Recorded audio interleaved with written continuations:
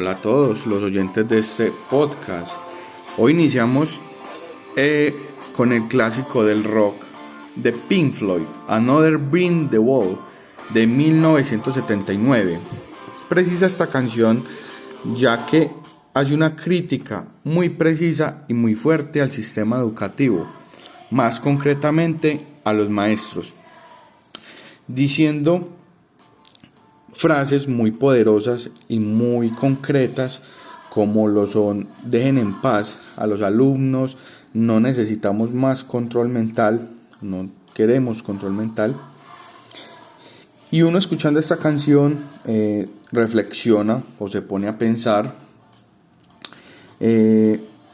teniendo en cuenta que es una canción en un contexto de los años 70 y los 80, se pregunta uno, ¿será que es algo del pasado esa imagen de la educación represiva como una cárcel o más que formativa? Adicionando que tenemos más herramientas, que tenemos mucho más teorías, muchos más estudios, pensadores tan importantes dentro de la pedagogía. ¿Será que hoy en día se han realizado avances respecto a temas tan importantes como la didáctica y su uso? Y cómo esa teoría ha sido tan influyente dentro de las aulas de clase. Pues bien, el día de hoy nos encontramos centrándonos en un documento de Laura Basabe que se titula Acerca de los usos de la teoría didáctica, donde me encuentro reunido con un panel muy calificado para este abordaje y entendiendo que comprenden muy bien lo que es la didáctica. Ellos son estudiantes en licenciatura de Ciencias Sociales y por ende maestros en formación. Iniciamos saludando a Lizeth Gómez. Lizeth, ¿cómo estás? Hola Jonathan, buenas noches, gracias por este espacio y bueno, vamos a hablar un poco de didáctica y las teorías didácticas, enfocados en el texto que mencionabas al inicio de Laura. Muchísimas gracias. Muchas gracias, Lizeth, me encanta estar contigo el día de hoy. Aquí a mi lado también tengo al señor Steven Monroy. Steven, ¿cómo estás el día de hoy? Jonathan, muy emocionado de poder estar compartiendo con ustedes lo que vendría siendo este espacio y de alguna manera entender las diferentes perspectivas que se podrán ir generando en torno al podcast de lo que vendría siendo la teoría de la didáctica, ¿cierto? Entonces, muy feliz de estar aquí con ustedes. Gracias. Muchísimas gracias, Steven. También a mi lado tengo el placer de estar con el estudiante Luis. ¿Cómo está Luis el día de hoy? Jonathan, muchas gracias por este espacio. De igual forma, pues a los colegas por estar acá compartiendo sobre este tema tan interesante. Comenzando pues con lo que dices, esa canción es como una forma de protestar en cuanto a la educación. Sabemos que Pink Floyd es una banda internacional y que no solamente en Colombia donde suceden los problemas de educación, sino a nivel mundial. Pero bueno, ese no sería como el tema a tocar en la tarde de hoy. Simplemente sería como una cuestión de mirar todo el proceso educativo y formativo en cuanto a la didáctica, en cuanto a lo que esto confiere a los profesores, a los estudiantes y sobre todo al proceso educativo. Muchísimas gracias, Luis. Y por último y no menos importante, nos acompaña el excelente estudiante Alejandro Acevedo. Alejandro, ¿cómo estás el día de hoy? Sí, muchas gracias. Un saludo muy especial a todos los que nos están oyendo, a mis compañeros. Y bueno, esperando que esta conversación sea muy amena y que nos nutramos todos del conocimiento de los demás.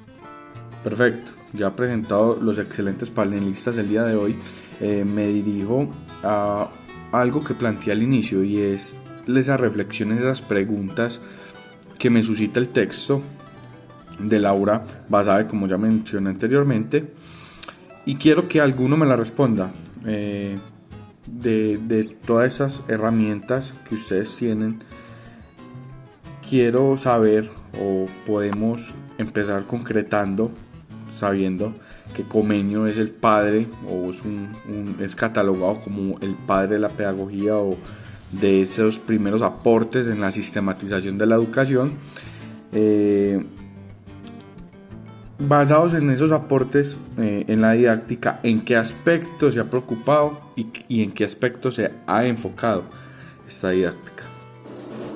Sí, Jonathan, respondiendo a la pregunta acerca del aporte de Comenio y las preocupaciones de la didáctica, podemos decir que Comenio, como padre de la didáctica, se preocupó por encontrar un método que permitiera enseñar todo a todos, es decir, donde la educación no sea solo un beneficio para personas adineradas o solamente para hombres, sino que incluir a personas de bajos recursos y también a las mujeres. Gracias a esto, la didáctica se vio en la necesidad de una constante transformación frente a los modelos de enseñanza, también donde se encontraba la forma de una educación sistemática, apoyada de diversas disciplinas, esto con el fin de interiorizar y comprender de una mejor manera los contenidos que se pretenden enseñar. Espero haya respondido a tu pregunta, muchas gracias.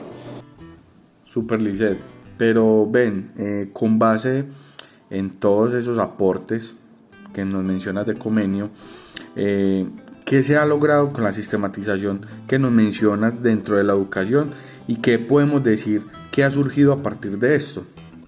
Bueno, Jonathan, para responder a la pregunta que se enfoca en la sistematización de la educación y que surge a partir de esto, podemos responder citando directamente el texto al autor, que decía o que mencionaba que el origen de los primeros intentos de sistematización de la enseñanza y reflexiones didácticas está ligado al problema de escolarización de grandes poblaciones.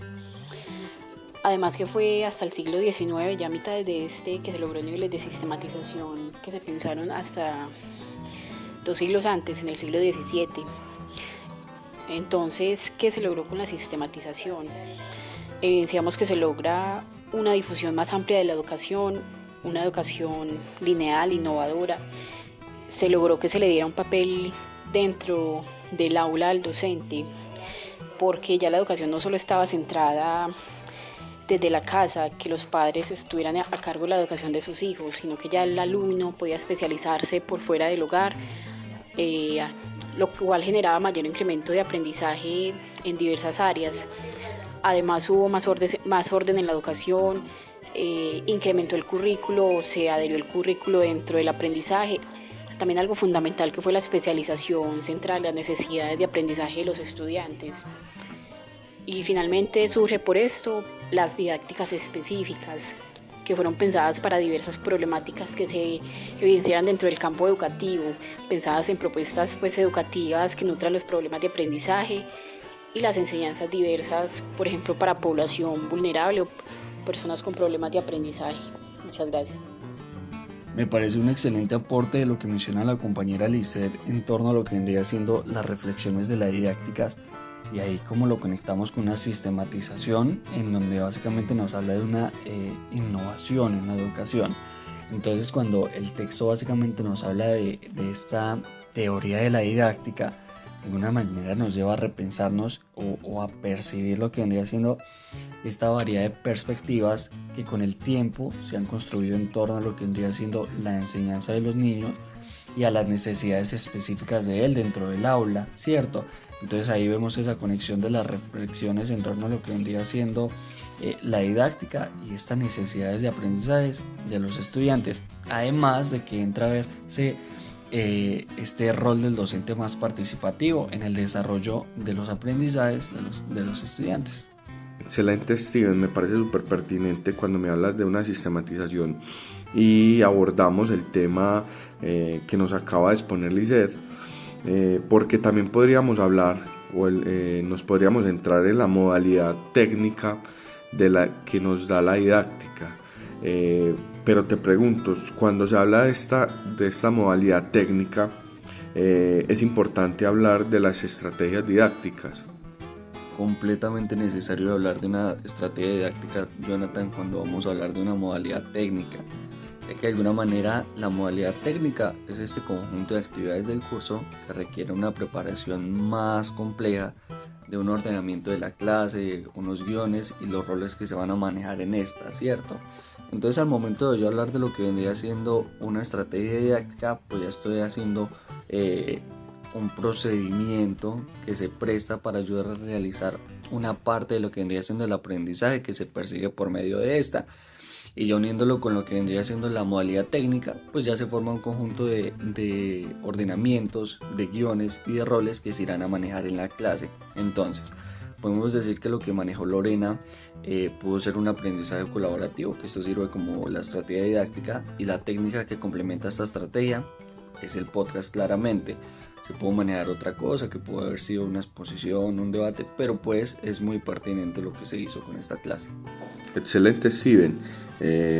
Y ya con todo esto y recordando la canción con la que se abrió este podcast, esa crítica fuerte, y ya habiendo abordado todo ese corpus teórico, todo eso que nos da la didáctica, o ese pensar reflexivo al que nos incita la misma didáctica dentro de una pedagogía, quiero preguntarte, el maestro entonces dentro de todo esto se debe repensar la forma de enseñar, o simplemente él adquiere unos conocimientos que son aplicativos en todos los casos? Bueno, Jonathan, repensarnos la forma de enseñar yo creo que es importante dentro de lo que vendría siendo nuestro desarrollo y nuestra formación docente como tal, ¿cierto? No nos podemos ligar siempre a lo que vendría siendo la mejor teoría, ya sea didáctica, pedagógica, porque no vamos a esperar los mismos resultados según lo que sea lo específico que se vaya a manejar en clase y los propósitos que tengamos con esta, ¿cierto?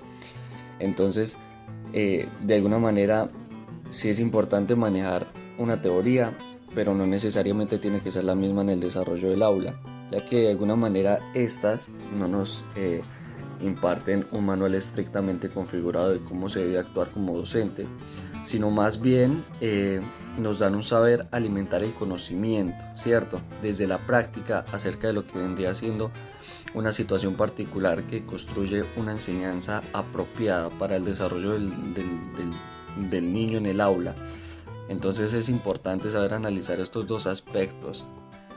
Perfecto, ya habiendo planteado que en cuanto los maestros se tienen que repensar la manera de asumir su rol o sus prácticas docentes en cuanto a la didáctica, ya que, como he reiterado varias veces, nos lleva a una reflexión constante, y como nos lo indica Willy en su intervención, la siguiente pregunta va directamente para Luis. ¿Por qué, tú qué piensas respecto al texto, por qué crees que crece la preocupación de los docentes en cuanto a la agenda de la didáctica? Bueno, Jonathan, yo siento que la preocupación de los docentes, profesores, maestros, como se le quiere decir, en cuanto a la agenda de la didáctica no es algo nuevo, es algo pues que se ha indagado mucho, pero esa creciente preocupación más que todo viene desde hace 3 décadas y no va muy lejano de la realidad, de lo que pues comenzamos ese encuentro, que fue como la crítica. La canción de Pink Floyd fue en los 70, unos 50 años, 20 años después, bueno, viéndonos como el cronograma histórico como tal. Pero lo que sí tenemos que tener en cuenta es que simplemente lo que se busca es describir, construir y comprender la base del conocimiento de los procesos, y eso es lo que a muchos maestros no les favorece, porque no conocen pues cómo e interpretan esas ideas. También perciben que no tienen marcos cognitivos. Un marco cognitivo en estos momentos puede ser una rúbrica, lo que muchos profesores hablan de una rúbrica de evaluación, y el contenido didáctico debe ir más allá. Entonces es una preocupación, siento que es algo de cada maestro, de cada estilo, de cada forma de enseñar que crece en ella. Para eso pues se estudia como tal la línea y los pensamientos de esta, donde debería ser una práctica reflexiva indudablemente. Perfecto. Como hemos venido planteando, también hemos deducido, y como al inicio pues del podcast, lo que hemos tocado durante todo es que la didáctica es un trabajo propio del maestro, no son teorías simplemente que se generalizan. Por ende, te quiero preguntar, y teniendo en cuenta todo, digamos, como la percepción que se tiene del maestro y su rol docente, cómo se produce la reivindicación del profesor reflexivo, es decir, cómo éste adquiere ante la sociedad o frente a su trabajo una reivindicación en los procesos de la didáctica. Uy, Jonathan, una pregunta, la verdad, complicada de interpretar, porque hablamos de una reivindicación, un profesor reflexivo, reivindicación y reflexión, o sea, volver a estar bien y pensar. Entonces es algo que bueno, realmente pues sabemos pues que hablamos de una práctica reflexiva, ¿cierto? Una práctica donde se evalúe cada proceso formativo dentro del centro de clases, puede ser un aula o donde se haga pues como el proceso de enseñanza, que sea como una metodología.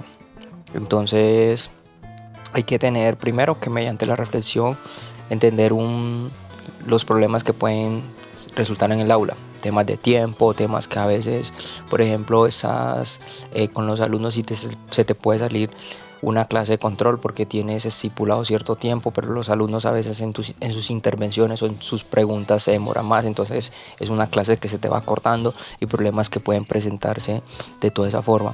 Y yo diría que lo segundo es tener unas buenas capacidades, más que todo como saber cómo reaccionar cuando se te pasen esas preguntas, saber que no te va a las cosas nunca te van a salir como eres como docente, entonces también hay que estar listo para eso. Sin embargo, para un profesor reflexivo, reivindicarse sería pues intentar reconstruir, vamos también por otro re, le metemos otro re acá, reconstruir todo ese proceso de una estrategia efectiva para mejorar la práctica, mejorar lo que se está haciendo en el espacio escolar, también para que tengan una buena comprensión de sus acciones, de lo que le está diciendo, de lo que es más que una enseñanza. Eso es un proceso muy largo y la verdad creo que aquí te estoy tratando como de resumir un poco y para que pues todas las personas que nos están escuchando entiendan eso, pero es un tema que se extiende demasiado porque también hablamos de algo de intentar sugerir, básicamente porque no se responde acerca de las características que debe asumir esa producción didáctica, ese tema de conocimiento, ese tema de retroalimentación, nuevamente como digo, y sobre todo esa interacción con el público o con los estudiantes sin ser yo el protagonista, sino que ellos sean los protagonistas de mi escena, de mi escenario, de lo que yo estoy dirigiendo como tal. Y por último, Luis, y para no molestarte más, y yo sé que va a ser más compleja esta pregunta dentro de que va a ser orientada más a algo crítico, sí quisiera saber que me respondieras con tus conocimientos y con base en el texto, ¿por qué se dice que la enseñanza es un fenómeno complejo, el cual requiere de la didáctica? ¿Por qué esa dependencia? Pero estás tirando muy duro con esas preguntas, Jonathan. Bueno, vamos a responderle acá a todo el equipo y a quienes nos están escuchando. Bueno, sí, es un fenómeno muy complejo, pues porque la didáctica siento que requiere múltiples perspectivas teóricas y sobre todo una vocación de saber hacer las cosas, un pensamiento más allá, ubicado siempre, digamos que en el tiempo, en el momento en que suceden los procesos pedagógicos, los procesos de aprendizaje, donde sucede como todo eso. Es algo que no tiene un libreto, es algo que pues no tiene como hay que hacerlo así, hay que hacerlo asado, como decimos coloquialmente, pero hay que seguir unos lineamientos para no ser tan improvisado, tan que llegamos a un salón de clases y porque nos vamos a encontrar con los problemas no sabemos qué hacer, ¿no? Hay que evitar el relativismo, el etnocentrismo, y hay que edificar todos esos metas y puntos de vista, construir modelos, construir visiones, construir qué queremos hacer, cómo vamos a hacer, por qué vamos a hacer. Entonces es básicamente hacerle un análisis de todo eso. También meterle mucho lo que es la teoría del conocimiento y una teoría de acción social. Esas teorías son esenciales y sé que suena como si fuera muy pegado, pues como de los lineamientos que se debe tener para hacer un buen proceso, pero sin eso no sería sería indispensable todo este proceso como tal. También seríamos metiéndonos que es un fenómeno complejo porque pueden ocurrir mil cosas. Como te decía anteriormente, tú puedas que tú planes algo, pero siempre debes estar listo porque ese algo que planeas se te puede salir de las manos. Bueno, Alejo, ahora voy contigo. Si nos basamos en el gran pensador Durkheim, donde nos menciona, y cito textualmente, el hombre es un ser moral porque vive en sociedad, apelando a lo que nos dice el documento, donde nos tira una super frase, que según Mainz, las sociedades humanas muestran muchos de los rasgos característicos de los sistemas no lineales. Quisiera que para nuestra audiencia el día de hoy nos sistematices o más bien nos traigas a colación esos términos o nos expliques bien de qué se trata lo que nos quiere decir este texto. Bueno, primero que todo hay que hablar de que un sistema social no es predecible. Un sistema social tú no lo puedes predecir a futuro, ni a un futuro lejano ni cercano. No se puede predecir porque un sistema social es un interjuego de acontecimientos espontáneos y de una acción planeada. Y podemos hablar también de que todo sistema social, sea el que sea, nace del desorden o se encamina siempre hacia el desorden. Hablando también de que un orden cualquiera es parcial y que también es un producto y productor también del desorden. O sea, un desorden, no hablar como de una manera mala o identificar el desorden como algo catastrófico, sino que podemos decir que el desorden son las diversas manifestaciones que tiene un sistema social. Un sistema que tiene acontecimientos espontáneos y que eso lo podemos llamar como desorden o tal vez tener la idea de libertad. Cuando ya se habla de que el hombre es un ser social o el hombre que vive en sociedad, podemos hablar entonces de que la misma enseñanza es una acción social. ¿Por qué? Porque es una acción orientada por la de otros. Entonces, en la enseñanza y dentro de un sistema social hay interacciones, hay retroacciones y hay interretroacciones entre los diversos actores que existen allí. Entonces, la misma enseñanza se desarrolla dentro y entre diferentes niveles de fenómenos sociales. Se desarrolla individualmente, se desarrolla colectivamente o se desarrolla comunitariamente. Entonces, básicamente, para hablar primero de la enseñanza y de todo lo que esto tiene en los sistemas sociales o en la sociedad, debemos entender que este sistema social no es algo planeado, sino que es algo que tiene acontecimientos espontáneos y que sea quien dirija la acción educativa o la acción de la enseñanza, deberá saber interpretar los diversos factores que hay en un sistema social. Deberá saber identificar ese desorden para poder llegar a un desorden parcial. Listo, Alejandro. Yo te tengo aquí sentado entre el panel porque necesito, tú que eres el más técnico de los acá presentes, quiero que le cuentes a nuestra audiencia qué es eso de la normatividad de la didáctica, que nos expliques con tus palabras y que nos aterrices a esa idea precisa tan importante dentro de la educación. Sí, claro, muy bien. Entonces, cuando hablamos de normatividad didáctica, estamos hablando de esas reglas que tiene la didáctica, ¿cierto? Esa teoría que encierra toda la didáctica, los teóricos, los diversos marcos que la sustentan, toda esta historia que también tiene la didáctica, que han reglamentado todo este proceso.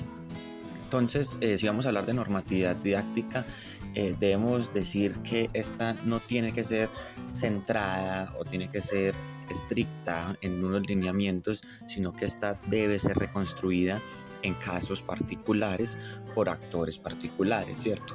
¿Cuál es la tarea de un docente?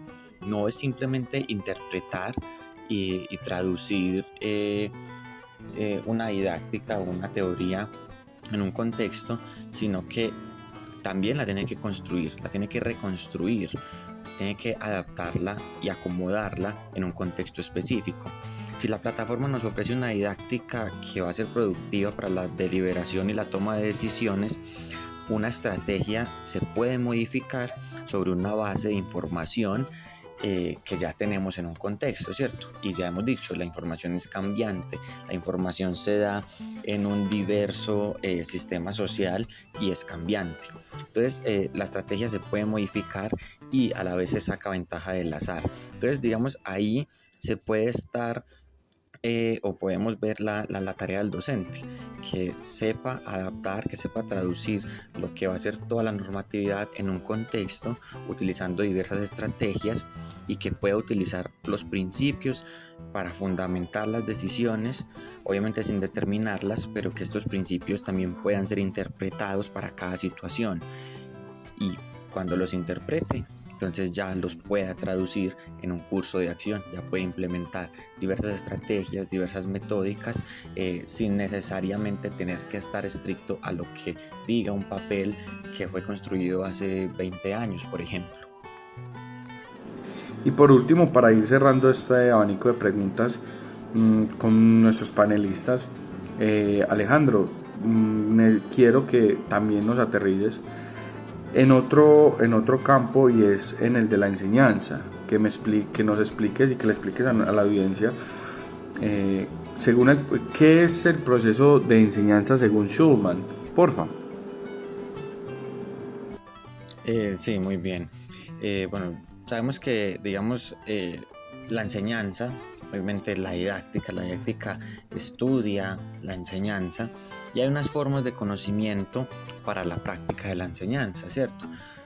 Como ya lo mencionaste, esto lo plantea Schulman en un principio, y él nos dice: primero, hay un conocimiento de principios y de reglas. Segundo, hay un conocimiento de casos particulares.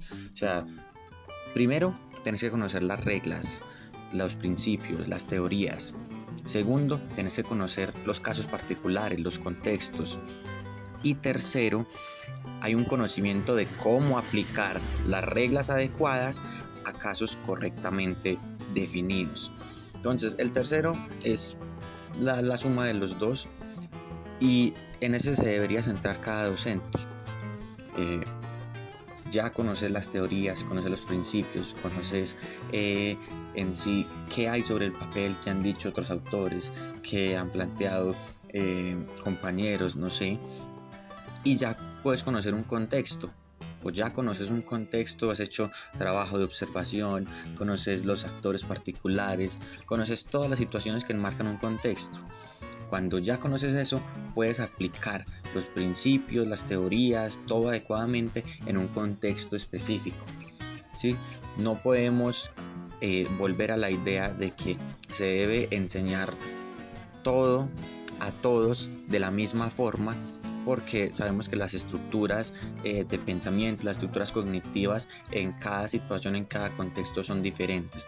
Entonces esto es muy interesante lo que nos plantea Schulman, y algo que nos tiene que poner a pensar como docentes. Y para terminar, yo diría también que la didáctica siempre va a implicar una intervención social sobre una realidad, ¿cierto? Una realidad que es cambiante, pero toda esta teoría, toda la didáctica, todo el proceso de enseñanza implica una intervención, y la intervención nunca es neutral, ¿cierto? Tú como docente siempre vas a tener una intención, pero esa intención que se centre siempre en una intervención, ¿cierto? Valga la redundancia, porque no podemos empezar a hablar en términos de eficiencia, porque sería algo ya como muy utópico y algo que no nos competiría acá. Pero al tú tener ya formado este conocimiento, siempre vas a tener una intención que no es neutral, pero que siempre va a llevar hacia una intervención social en la realidad que ya conoces, en la realidad que ya estás inmerso. Excelente los aportes de nuestros panelistas el día de hoy. Pienso que son muy importantes en el sentido de que toda esta reflexión nos lleva a algo súper importante, y es no quedarnos solamente en la teoría. Creo que nos dan un montón de elementos desde la didáctica, desde todas estas reflexiones o teorías que se han planteado, y que la labor docente va más allá de simplemente el papel. Esa es la invitación el día de hoy. Muchas gracias por habernos acompañado, muy gratificante. Muchas gracias Lizeth, muchas gracias Luis, Willy, muchas gracias Alejandro, y espero verlos de nuevo para otra cita con otro tema importante que aporte o que al menos trate de desglosar todo esto tan vasto que es la pedagogía y la didáctica. Muchas gracias y que tengan una feliz tarde.